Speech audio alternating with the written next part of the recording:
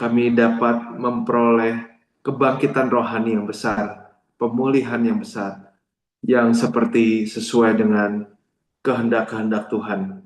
Tolong Bapa kami yang lemah ini agar kami dapat mengerti, percaya, dan menggenapi setiap firman dan janji-Mu. Di dalam nama Tuhan Yesus, kami berdoa dan bersyukur. Amin.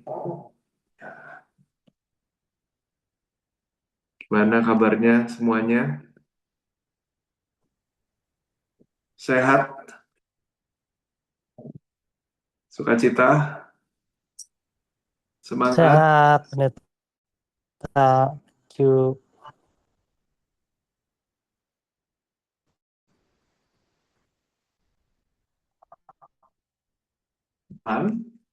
Masih mengenai Adam ya. Minggu kemarin kita bahas bagaimana Adam ini jatuh dalam dosa. Dan ini adalah pelajaran bagaimana kehidupan kita pun jatuh dalam dosa. Hal yang terjadi kepada Adam terjadi kepada kita. Nah lalu, apa kelanjutan kehidupan Adam? Kita mau bahas siang hari ini. Awalnya Adam yang diciptakan segambar dengan Tuhan karena diberikan nafas hidup kan. Lalu dia diberikan otoritas atas seluruh ciptaan Tuhan. Nah, Adam yang diciptakan luar biasa seperti ini, karena dia serupa dan segambar dengan Tuhan, maka dia diciptakan untuk hidup kekal, tidak mati. Ya. Nah, pada mulanya manusia pun kehendak Tuhan pada mulanya ini adalah menciptakan kita untuk hidup kekal. Tuhan bukan menciptakan kita untuk mati, tapi hidup kekal. Titus 1 ayat 2. Ya, Titus 1 ayat 2. Nah, lalu yang diciptakan untuk hidup kekal ini Adam karena dosa. Nah, ini yang menghancurkan semuanya. Karena dosa, dia yang seharusnya menerima hidup kekal dengan otoritas dan berkat yang terbesar, malah menerima kutuk karena dosa. Karena dosa, Adam yang seharusnya hidup kekal malah harus mati karena dosa. Nah, jadi sebelumnya Adam ditaruh di Taman Eden, segala tumbuhan, segala buah yang berbiji itu diberikan kepada Adam sebagai makanan.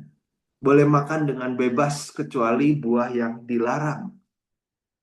Tapi setelah dosa diusirkan dari Taman Eden, ditendang dari Taman Eden. Nah, kehidupan Adam ini adalah kehidupan yang menerima kutukan. Nah, sehingga dia harus apa? Supaya dia bisa dapat makan, harus bersusah payah. Dia harus berpeluh. Berpeluh itu berkeringat untuk mencari makan, untuk bertahan hidup. Dia harus bersusah payah. Kejadian 3 ayat 17 sampai 19 mengatakan ini. Kejadian 3 ayat 17 sampai 19. Nah, semenjak berdosa diusir dari Taman Eden, dia harus bersusah payah. Akar katanya adalah artinya sakit melahirkan, sakit melahirkan, sakit bersalin. Jadi untuk bertahan hidup, Adam harus melalui atau menjalani kehidupan yang luar biasa menyakitkan. Sangat susah sekali. Sangat susah kehidupan Adam setelah diusir dari Taman Eden. Karena apa? Karena dosa. Karena dosa. Sebelumnya dia yang menguasai semua ciptaan. Tapi setelah berdosa, posisi status ini hilang. Sampai-sampai Adam menjadi sosok yang bahkan tidak mampu untuk menunjang dirinya sendiri. Ya untuk dirinya sendiri pun dia jadi tidak mampu. Jadi sangat sulit. Inilah kehidupan, inilah nasib Adam yang berdosa.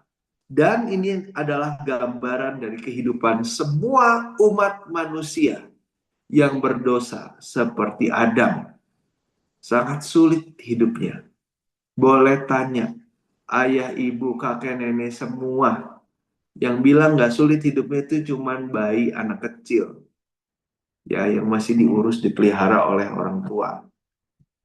Tapi pada kenyataannya, semua orang dewasa, apalagi yang harus menopang hidupnya dan kehidupannya dan keluarganya, ini nggak ada yang gampang, nggak ada yang sulit. Tapi si orang itu kayaknya hidupnya enak ya. Ya, yang enak-enaknya aja yang dikasih lihat di IG, ya, yang bagus-bagusnya aja bahkan didramatisir, dibuat-buat. Kenyataannya nggak ada yang gampang, nggak ada yang enak. Semua sangat sulit. Ya, tapi kan dia kan luar biasa ya, jadi konglomerat dan sebagainya. Ya, perjalanan kehidupannya dan kehidupannya pun kita nggak tahu kan betapa sulitnya untuk menjalani kehidupan tersebut.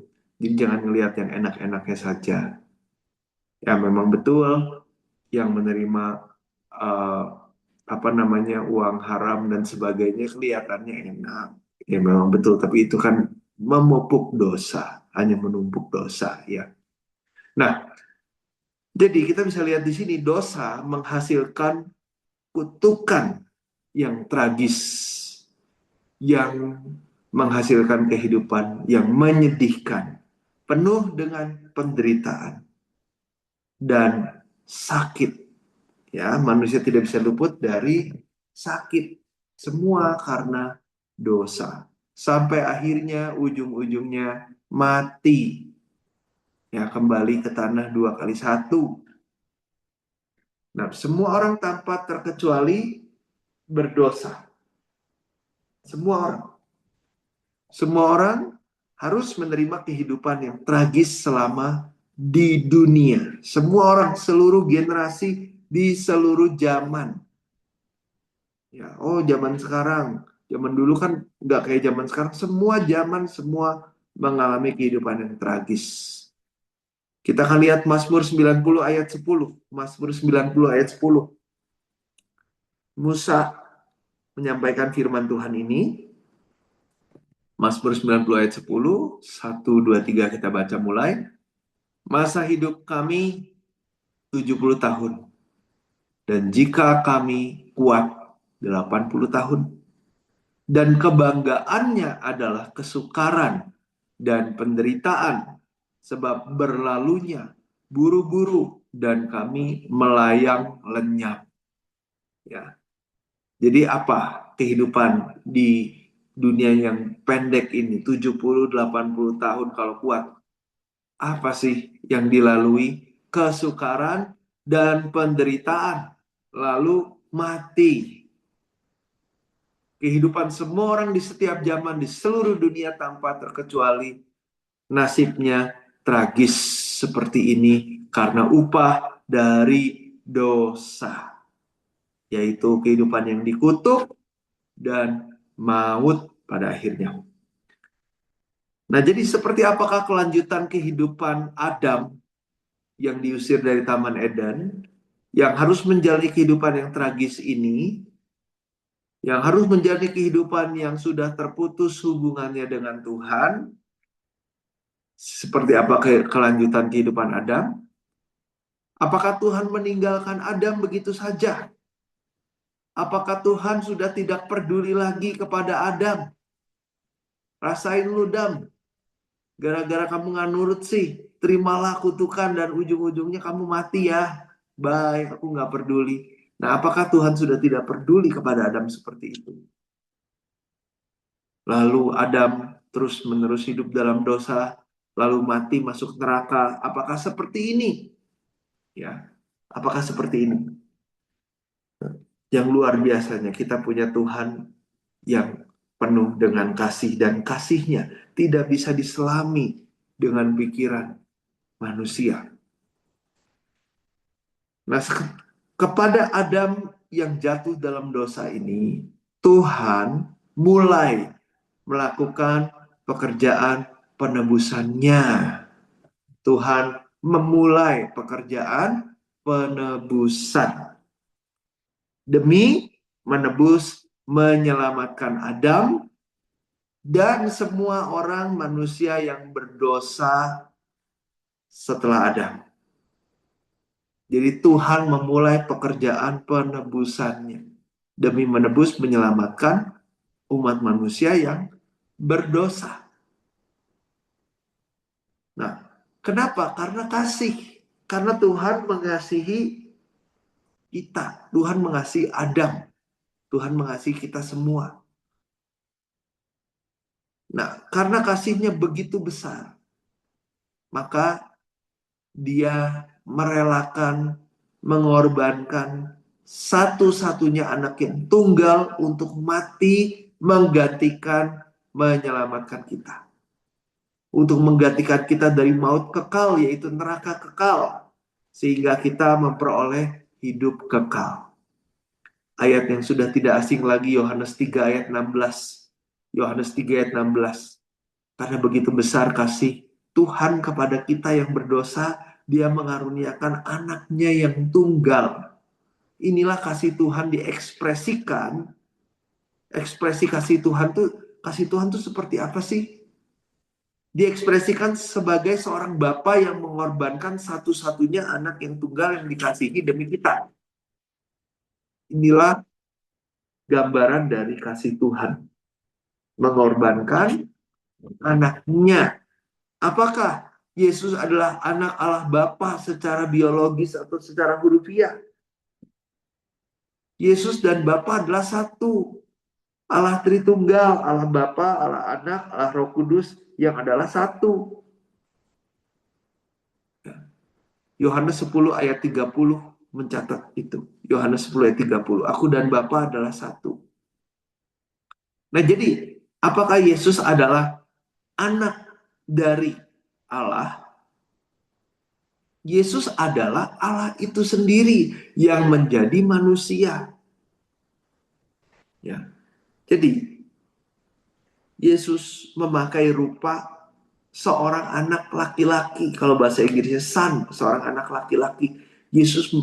Allah memakai rupa laki-laki, lahir jadi anak. Jadi kasih Bapa, kasih Allah, kasih Tuhan kepada orang berdosa dimulai dari Adam diekspresikan sebagai dia mengorbankan satu-satunya anak yang dikasihinya. Ekspresi ini menunjukkan kasih yang terbesar. Kasih yang terbesar sampai rela mengorbankan anaknya untuk menderita sepanjang hidup. Pada akhirnya disiksa dengan brutal, mengalami kesakitan yang tak terkatakan, dan pada akhirnya mati. Tidak ada kasih yang lebih besar dari ini. Ya. Jadi ini sebuah ekspresi kasih yang terbesar. Kalau Bapak mengorbankan dirinya sendiri, ya, itu udah besar sekali kasihnya.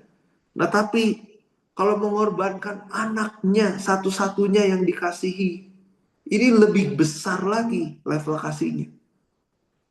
Karena pastinya pada umumnya si bapak menganggap anaknya, apalagi cuma satu gitu yang dikasih, itu melebihi dari dirinya. Nah, ini yang melebihi dari dirinya pun dikasih. Ini adalah ekspresi kasih yang terbesar. Ya. Jadi Kristus mengorbankan dirinya untuk menanggung dosa banyak orang. Jadi manusia mulai dari Adam berdosa dalam kutukan dan pada akhirnya kematian karena dosa, Tuhan langsung memulai pekerjaan penebusan. Bukan hanya di zaman itu saja, tapi sampai akhir zaman. Makanya kita mengerti ini sebagai pekerjaan sejarah penebusan. Sejarah ini mencangkup masa lalu, sekarang, dan masa depan, bagian dari sejarah. Tuhan memulai pekerjaan sejarah penebusan yang sangat panjang untuk memulihkan kutukan kematian ini. Upah dosa. Menyelesaikan, memberikan solusi upah dari dosa. Tuhan kita adalah Tuhan yang tidak menyerah, tidak meninggalkan manusia sampai akhir, walaupun manusianya ini berdosa dan terus berdosa. Tapi Tuhan adalah Tuhan yang menopang dengan tangannya kepada manusia yang tidak berdaya dan lemah seperti kita. Ya, Tuhan adalah Tuhan yang mengasihi, yang menopang kita untuk kita bisa bangkit dari kejatuhan, untuk kita bisa dibebaskan dari kutukan, ya, untuk kehidupan kematian ini diubah menjadi kehidupan kekal, dan kita bisa menjalani kehidupan kita di bumi dengan kemurahan Tuhan dan kasih Tuhan yang sangat besar. Ya, menjalani kehidupan dengan kemurahan dan kasih Tuhan yang sangat besar. Nah, inilah yang Tuhan kerjakan kepada Adam dan seluruh umat yang berdosa. Bagaimana pekerjaan Tuhan ini dilakukan? Yang poin pertama kita akan lihat. Poin pertama, Tuhan dengan memberikan janji benih perempuan. Yang paling pertama dengan memberikan janji. Janji apa? Janji benih perempuan. Ya, janji benih perempuan. Nah, kita akan lihat ayatnya, Kejadian 3 ayat 15. Kita mau baca sama-sama, 1, 2, 3. Aku akan mengadakan permusuhan antara engkau dan perempuan ini, dan antara keturunanmu dan keturunannya. Keturunannya akan meremukkan kepalamu, dan kau akan meremukkan tumitnya. Ya, ini cukup membingungkan, tapi ini adalah janji yang pertama. Ini disebut sebagai Injil pertama. Injil, kabar baik, kabar keselamatan. Ya, di Kejadian 3 ayat 15 ini. Ini diberikan tepat sebelum Tuhan mengusir Adam dari Taman Eden. Ini diberikan tepat setelah Adam berdosa. Segera setelah Adam berdosa. Dikasih janji ini. Pengharapan bagi Adam dan seluruh umat manusia diberikan melalui janji ini. Ya. Saat janji diberikan, saat orang yang menerima janji tersebut percaya, saat itu juga janji ini berlaku. Ini tentang apa? Tentang keselamatan. Nah, siapa? Maksudnya untuk kita bisa mengerti Kejadian 3 ayat 15 bahwa ini adalah janji tentang keselamatan, kita akan bedah ini bersama. Aku akan mengadakan, Tuhan akan mengadakan permusuhan antara engkau dan perempuan ini. Jadi Tuhan membuat permusuhan terus-menerus. Kita harus ingat ya bahwa kita ini punya musuh. Musuh apa? Antara engkau dan perempuan ini. Kata engkau adalah ular iblis. Ya, engkau ular iblis.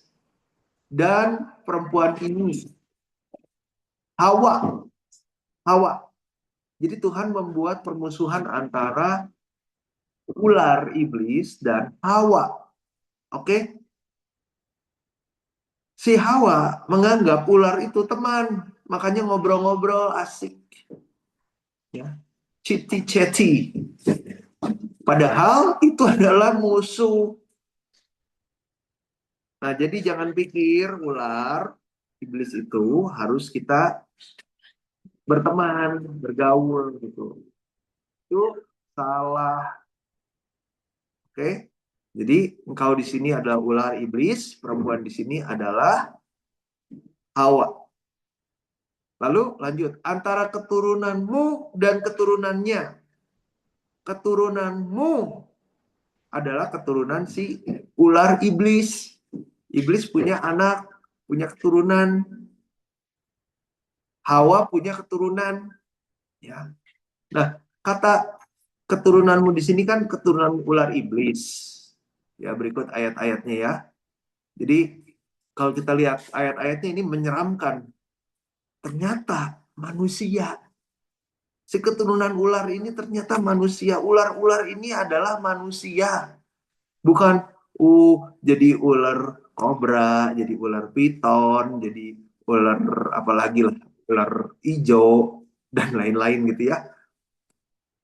Ternyata ular yang dimaksud oleh firman Tuhan, oleh mulut Tuhan Yesus sendiri itu adalah manusia. Oke, ini menyeramkan sekali. Dan keturunan perempuan, keturunannya yaitu keturunan perempuan yang dimaksud adalah, kalau terjemahan aslinya, benih perempuan. Namun ditulis dalam huruf besar. Benih perempuan. Dan dikatakan keturunannya akan meremukkan kepalamu. Keturunannya di sini adalah dia laki-laki. He. Berbentuk tunggal. Yang menunjuk kepada Yesus Kristus. Yesus Kristus. Oke? Nah, jadi kalau kita terjemahkan setelah kita bedah, ini seperti ini. Di Kejadian 3:15. Tuhan akan membuat permusuhan antara ular iblis dengan Hawa. Lalu permusuhan ini terus berlanjut antara keturunan ular dan keturunan Hawa, yaitu yang dimaksud secara spesifik adalah Yesus. Yesus akan meremukkan kepala ular, dan ular akan meremukkan tumit Yesus. Ini digenapi pada akhirnya ketika Yesus di kayu salib menghancurkan kuasa dosa dan maut, kuasa iblis. Upah dosa adalah maut, neraka kekal, dihancurkan di kayu salib. Sehingga kita bisa menerima keselamatan dari maut, kekal, neraka. Ya, dan si keturunan iblis ini meremukkan kakinya, meremukkan tumit Yesus di kayu salib. Yesus dipaku. Ya. Nah, Ibrani 2 ayat 14b, kalau kita lihat Ibrani 2 ayat 14b, supaya oleh kematiannya ia memusnahkan dia, yaitu iblis, yang berkuasa atas maut. Jadi, Adam, manusia pertama yang berdosa, menerima kutuk dan maut. Namun, yang luar biasanya, Tuhan langsung memberikan janji keselamatan Yesus Kristus, yaitu keturunan perempuan atau benih perempuan. Ini menunjuk kepada kedatangan Yesus yang akan menghancurkan iblis, digenapi di kayu salib dengan Yesus disalib menggantikan dosa kita. Adam terima janji ini loh. Dia terima janji ini. Dia percaya, artinya dia punya iman. Karena Adam percaya, dia punya iman, janji ini cair, digenapi dalam hidupnya. Jadi apakah Adam masuk neraka? Enggak, Adam masuk sorga. Karena dia percaya janji Tuhan Yesus juru selamat.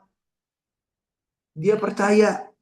Dia belum pernah lihat Yesus saat itu. Tapi dia percaya karena dia menerima janji firman. Kita belum pernah lihat Yesus 2000 tahun yang lalu. Tapi kenapa kita selamat? Karena kita mau percaya Yesus. Kita percaya Yesus kan? Nah, Adam juga percaya Yesus. Satu-satunya juru selamat adalah Yesus. Tapi Yesusnya baru datang kurang lebih 4000 tahunan setelah Adam. 4000 tahun kemudian. Gak masalah. Dia udah terima janji ini, dia udah terima firman ini, dia percaya, dia punya iman. Kita nggak harus melihat Yesus secara jasmani baru bisa diselamatkan. Percaya, kita juga akan sama. Percaya kan, walaupun kita nggak lihat wujudnya secara jasmani Yesus 2000 tahun yang lalu, tapi kita percaya, maka kita selamat. Maka dari itu Adam pun selamat. Kenapa? Karena iman. Iman. Nah, iman, apa definisi iman? Yang Tuhan janjikan ini belum kita terima, belum kita lihat, tapi kita percaya itu iman. Iman menyelamatkan. Ya, 2 Korintus 1 ayat 20, 2 Korintus 1 ayat 20, Ibrani 11 ayat 1. Ibrani 11 ayat 1.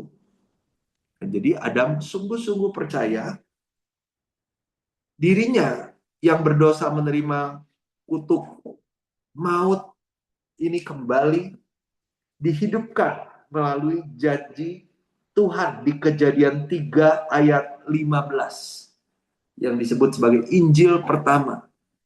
Dia percaya bahwa keturunan perempuan tersebut akan datang. Banyak jejak-jejak yang menunjukkan bahwa Adam percaya kepada janji Injil pertama ini di Kejadian 3 ayat 15. Banyak jejak-jejaknya. Ya. Mana ditulis Adam setelah menerima ini, Adam mengatakan amin, gitu ya. Adam mengatakan aku percaya Tuhan. Iman itu, percaya itu bukan dari ucapan, tapi dari tindakan. Kita dengerin khotbah amin, amin, teriak-teriak. Tuhan gak lihat itunya. Tuhan lihat apanya? Tindakannya, buahnya. Ya. Nah, jadi kita bisa tahu bahwa Adam ini percaya. Kan kita sudah melihat ayatnya. Oh iya ya, Adam ternyata dikasih janji Yesus ya. Dikasih janji Mesias yang akan menghancurkan kuasa maut ya. Tapi saya punya pertanyaan, buktinya apa? Harus dari bukti kan? Nah, segera setelah Adam menerima janji ini, dia memberi nama istrinya. Sebelumnya istrinya belum punya nama. Sebelumnya istrinya hanyalah perempuan. Ya, dikasih nama sama Adam. Hawa, yang artinya hidup. Di Kejadian 3 ayat 20. Ya, Adam memberikan nama istrinya Hawa yang artinya hidup. Ini adalah iman percaya kepada janji yang Tuhan sudah janjikan di Kejadian 3 ayat 15. Nah, jadi sebelumnya kita udah belajar di Kejadian 2 ayat 17, di Kejadian 2 ayat 17 ketika di Taman Eden, Adam diberikan firman janji Tuhan bahwa Adam, kalau kamu makan buah yang dilarang ini, kamu mati. Jadi Adam tahu kalau makan ini mati. Lalu di Kejadian 3 ayat 15 setelah Adam makan buah itu dan seharusnya dia harus mati, tapi Tuhan kasih janji tentang solusi dari kutukan dan kematian ini, Adam jadi percaya. Jadi Adam dan Hawa sadar dia harusnya mati. Tapi setelah terima janji, dia menerima janji hidup. Sampai-sampai dinamakan istrinya itu hidup. Istrinya yang seharusnya mati, istrinya yang pertama makan buah yang dilarang. Harusnya mati kan? Malah dikasih nama hidup. Semenjak Adam menerima janji kehidupan di Kejadian 3 ayat 15. Adam menyatakan imannya bahwa Hawa akan menjadi ibu semua yang hidup. Ya, ini dicatat di Kejadian 3:20. Hawa istrinya dinamakan, perempuannya dinamakan Hawa, hidup menjadi ibu dari semua yang hidup. Adam punya iman. Keturunan-keturunanku yang harusnya mati karena dosa menjadi hidup karena menerima janji keturunan perempuan. Di Kejadian 3:15, Yesus Kristus. Jadi semua keturunan-keturunannya pun menerima hidup kekal ketika punya iman, ketika percaya. Ya, iman itu harus disertai dengan buah. Definisi iman adalah percaya firman dan mengerjakan firman. Itu definisi iman. Jadi nggak bisa cuman amin nggak lu? Amin aja deh. Amin. Nah udah deh, lu selamat. Tapi nggak ada buahnya. Itu bukan iman. Itu iman yang palsu, kata yang 2. Makanya harus selalu sertai dengan bukan hanya ngomong, tapi sertai dengan dikerjakan, dilakukan firman tersebut. Itulah iman. Ya, Yakobus 2 ayat 22, Roma 1, Roma 10 ayat 17, Roma 10 ayat 17. Nah, jadi bukan hanya Adam dan Hawa saja yang menerima janji hidup kekal ini, tapi semua keturunan-keturunannya menerima janji hidup kekal asalkan punya iman. Ya. Aduh, di zaman perjanjian lama belum ada Yesus ya. Yesusnya belum datang. Siapa bilang? Yesus sudah ada. Dulu, sekarang, selama-lamanya. Yesus sosok yang menciptakan alam semesta udah ada dari dulu, udah sampai kekal. Dan sudah disampaikan, dijanjikan di Taman Eden. Nah, jadi orang-orang yang di perjanjian lama masuk surga nggak? Ya jelas masuk surga kalau percaya, kalau punya iman, kalau mengerjakan, kalau punya bukti, buah-buah kepercayaan atau iman tersebut. Gak cuma di perjanjian baru aja. Ya. Nah, oke. Jadi bagaimana Tuhan mengerjakan pekerjaan pemulihan, pekerjaan untuk memulihkan Adam yang jatuh dalam dosa ini? Yang pertama, kita udah lihat Tuhan memberikan janji benih perempuan di Kejadian 3:15. Tuhan langsung kasih janji tersebut. Ya. Sehingga orang yang percaya dapat ditebus, diselamatkan, dan dipulihkan. Lalu yang kedua, Tuhan membuat pakaian dari kulit dan mengenakannya pada Adam dan istrinya. Poin kedua. Yang meresponi Adam dan Hawa yang jatuh dalam dosa dengan kasih Tuhan yang terbesar. Poin kedua, slide-nya tolong ditampilkan. Tuhan membuat pakaian dari kulit binatang lalu dikenakan kepada Adam dan istrinya. Sebelum diusir dari Taman Eden, sebelum jatuh dalam dosa, Adam dan Hawa tidak memakai pakaian apa-apa karena kemuliaan Tuhan menyinari dan menutupi seluruh tubuhnya. Nah, setelah jatuh dalam dosa, aduh kita telanjang, malu-maluin. Mereka ambil daun dari pohon, ya, untuk menutupi ketelanjangan atau kemaluan mereka. Nah, lalu Tuhan ganti pakaian yang dibuat dari daun tersebut, diganti dengan Tuhan buatkan pakaian dari kulit binatang untuk manusia dan untuk istrinya, lalu dikenakan kepadanya. Kejadian 3:21. Tuhan Allah membuat pakaian dari kulit binatang. Nah, jadi ini lagi ngomongin apa? Untuk membuat pakaian dari kulit binatang asli. Gimana sih caranya? Tahap 1, tahap pertama, ya harus dibunuh binatangnya. Ini kan dari kulit binatang. Gimana kalau nggak dibunuh dulu binatangnya? Betul nggak? Disembelih dulu binatangnya. Binatang yang nggak ada salah. Demi bisa membuat pakaian dari kulit binatang. Ya, mungkin ada ibu-ibu yang punya tas dari kulit ular. Wih, keren ya, pasti mahal. Gimana cara bikinnya? Pakai logika dong. Si ularnya disembelih dulu, dibunuh dulu. Betul kan? Nah, jadi apa maksudnya? Maksudnya korban binatang yang tidak bersalah yang disembelih tersebut menubuatkan tentang Yesus yang datang. Yang gak ada salah, harus disembelih, harus dibunuh demi menutupi dosa Adam dan seluruh umat manusia. Yesus harus mati mencurahkan darah di atas kayu salib sebagai anak domba yang disembelih. Ya. Jadi untuk memperoleh kulit binatang, binatang tersebut harus disembelih. Ini yang dimaksud adalah Yesus. Yohanes 1 ayat 29, Yohanes 1 ayat 29, 1 Korintus 5 ayat 7, 1 Korintus 5 ayat 7. Ya. Nah, jadi ini sedang memberitahu lebih rinci lagi seperti apa Tuhan ingin menebus, mengampuni, dan menyelamatkan. Dikasih tahu lebih detail lagi caranya gimana.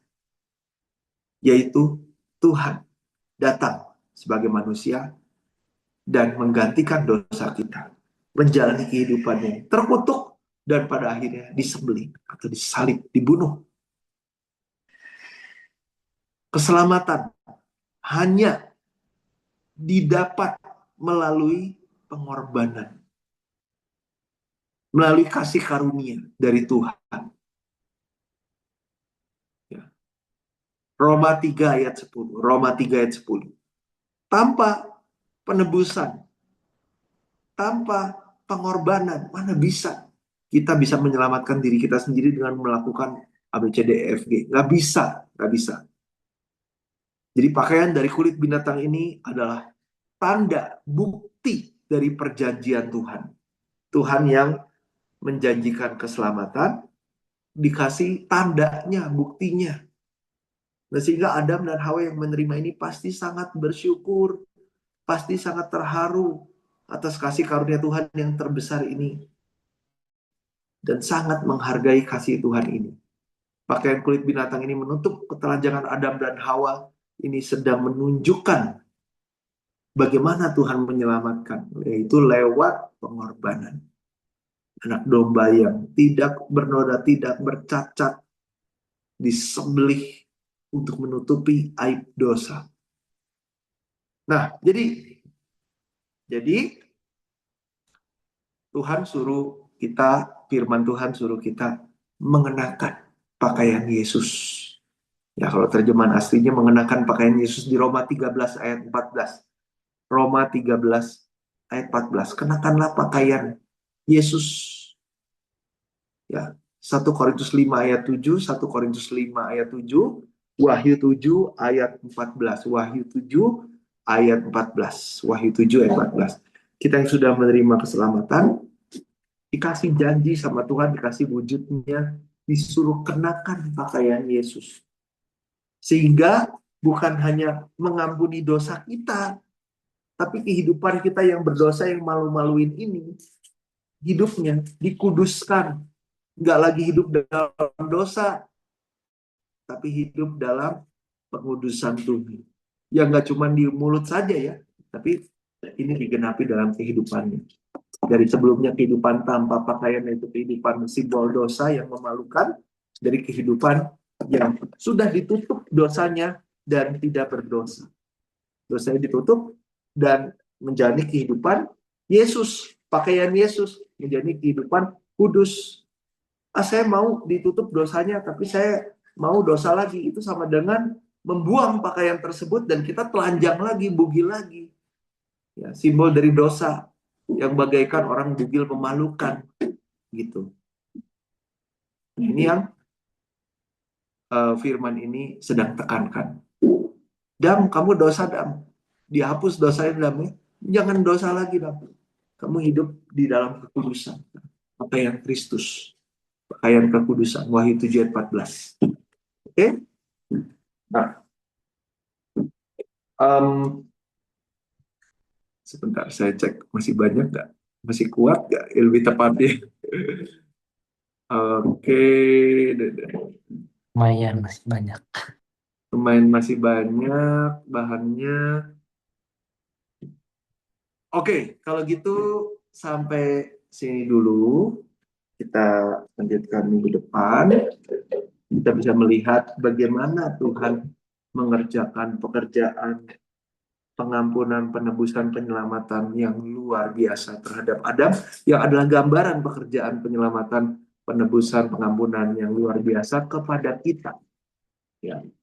Dan poinnya apa? Kita semua udah pasti tahu sebagai orang Kristen, kita bisa selamat karena Tuhan Yesus pada akhirnya kesimpulannya.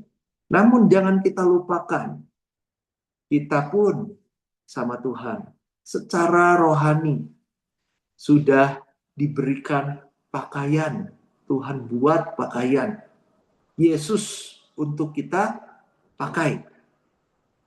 Nah, kiranya ini menjadi respon kita yang mau percaya, mau menerima kasih karunia Tuhan dengan percaya dengan memakai pakaian Yesus setiap hari, bukan pakaian kita sendiri. Bukan pakaian yang kita buat-buat sendiri. Ada mungkin itu buat pakai pakaian dari daun, kita punya pakaian sendiri, ini style saya, ini hidup saya, ini maunya saya, emangnya kenapa lah, ayo gitu ya, jangan seperti itu, tapi kita mau pakai pakaian Kristus. Kehidupan kita yang lama harus dikubur, dan kita mau pakai kehidupan Yesus, pikiran Yesus, tindakan Yesus, hati Yesus, perkataan Yesus, tindakan Yesus. Ini kita sedang mengenakan pakaian Kristus. Ya, semoga kita bisa percaya dan menerima kasih karunia ini, selalu memakainya, dan bentar kita akan diskusi mengenai ini dengan mentor-mentor kakak rohani kita semua. Amin. Sebelumnya, mari kita berdoa. Bapa di sorga, terima kasih untuk anugerah keselamatan, janji benih perempuan Yesus Kristus mati bagi kami semua, menderita, menjalani kehidupan yang sepenuhnya dikutuk, mulai dari kandungan sampai akhirnya mati di kayu salib demi kami. Terima kasih Bapa, Engkau yang sudah menutup, menanggung segala kutukan yang harus kami lalui ya Bapa. Anugerah terbesar ini kiranya jangan kami hanya terima sekali pakai lalu kami buang, tapi kami dapat terus-menerus menyimpan, mengukirnya, memegang erat dalam sisa kehidupan kami. Terima kasih Bapa untuk pengorbananmu di kayu salib. Tolong Bapa, Engkau yang sudah memberikan kepada kami pakaian Kristus, pakaian firman Tuhan ini ya Bapa, agar dapat kami terima, agar dapat kami pakai. Jangan kami sia-siakan, jangan kami remehkan, jangan kami abaikan, bahkan kami buang. Kiranya pakaian Kristus yang dapat kami terus-menerus terima sebagai tanda janji Tuhan, sebagai tanda janji kami adalah anak-anak-Mu yang tidak membuang janji Tuhan yang paling berharga dalam kehidupan kami. Tolong mampukan kami ya Bapa, dan sebentar kami akan saling sharing, berikan kami kasih karunia melalui sesi sharing ini agar kami dapat sungguh-sungguh menerima janji Tuhan, kasih karunia Tuhan yang selama ini mungkin kami hilangkan dalam kehidupan kami dapat ditemukan kembali. Bapak tolong berkatilah seluruh keluarga, anak-anak-Mu ya Bapak, orang tua, keluarga besarnya, keluarga intinya, pekerjaan, rumah tangga, kesehatan, pekerjaan, usaha, sekolah. Tolong berkati ya Bapak, sehingga kami dapat menerima berkat ganti kutuk. Kami panjatkan seluruh doa ini dalam nama Tuhan Yesus Kristus. Kami berdoa dengan ucapan syukur. Amin. Kita mau berikan tepuk tangan, pujian, hormat, kemuliaan untuk Tuhan kita.